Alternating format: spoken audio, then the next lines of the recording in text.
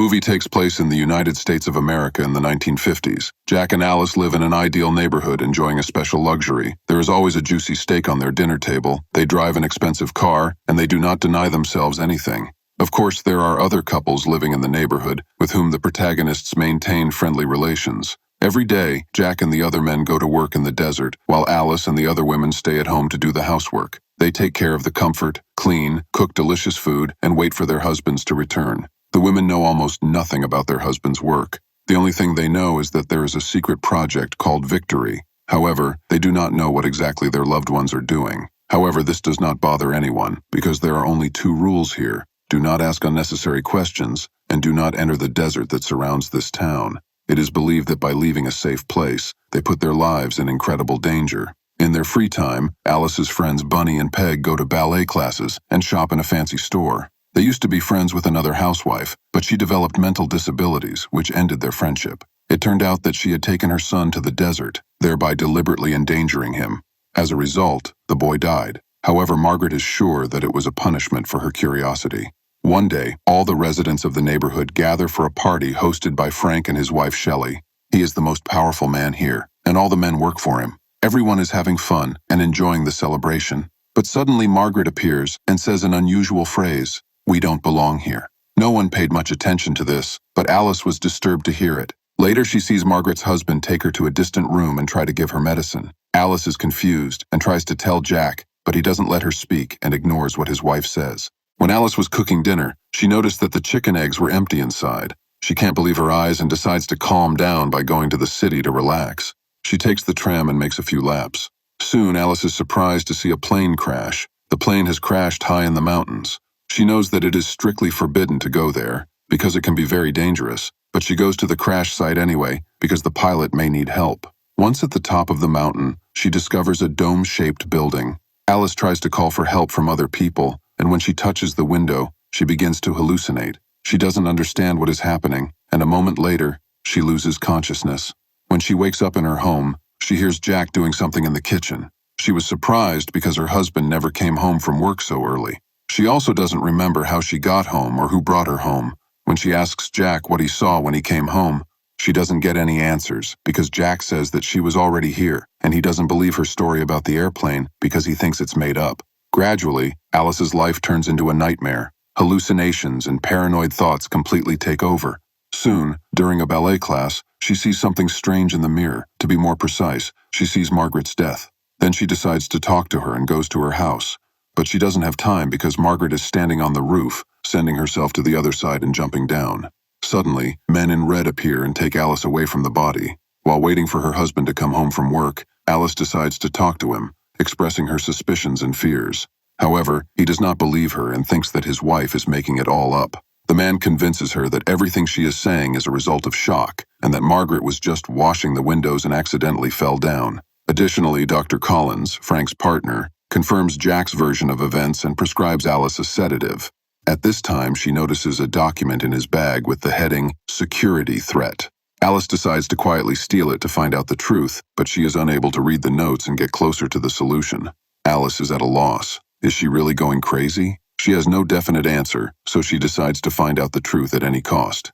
The next day, all the residents of the town go to a party dedicated to the Victory.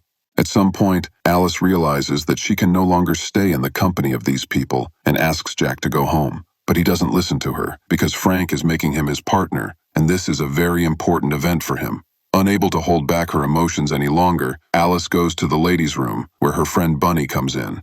She tries to ask Alice what is going on with her. Then the girl tells her about all her suspicions and thoughts, but her friend does not believe her either.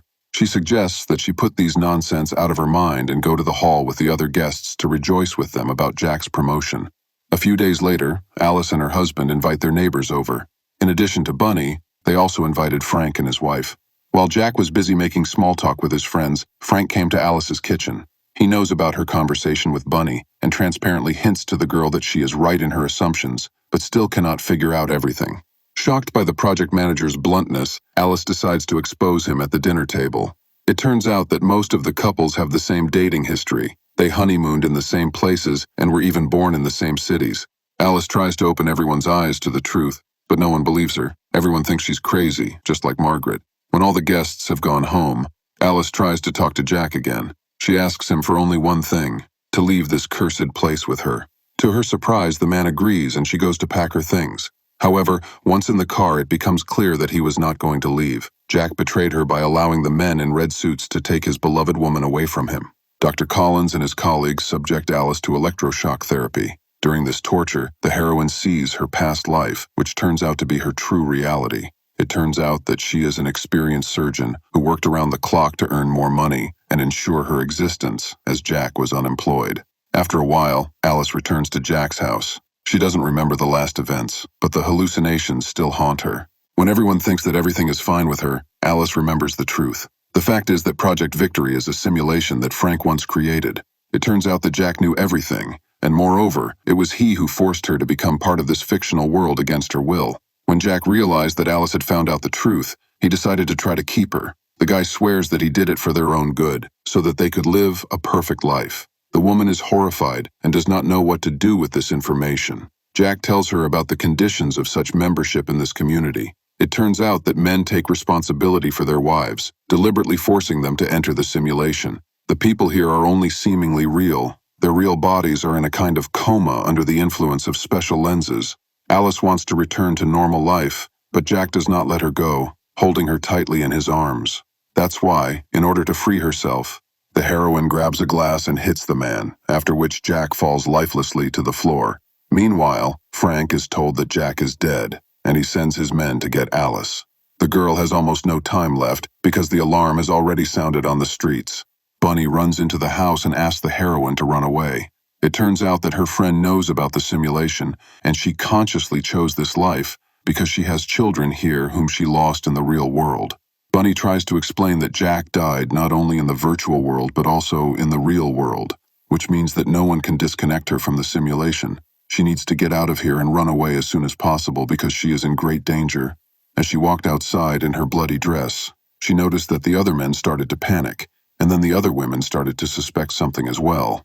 Meanwhile, while Frank was on the phone, Shelley decided to eliminate him. She wants to regain control of her mind, so she had no other choice. Alice guesses that in order to return to reality, she needs to get to the top of the mountain, to the same building. She gets into Jack's car and tries to escape. They immediately start chasing her because they don't want her to return to the real world, because then they will lose her forever. The woman managed to get to the top of the mountain. However, before she takes the last step, she sees Jack. He asks her to stay, but she doesn't want to live in the world of illusions anymore. Alice touches the window, thus leaving the simulation forever.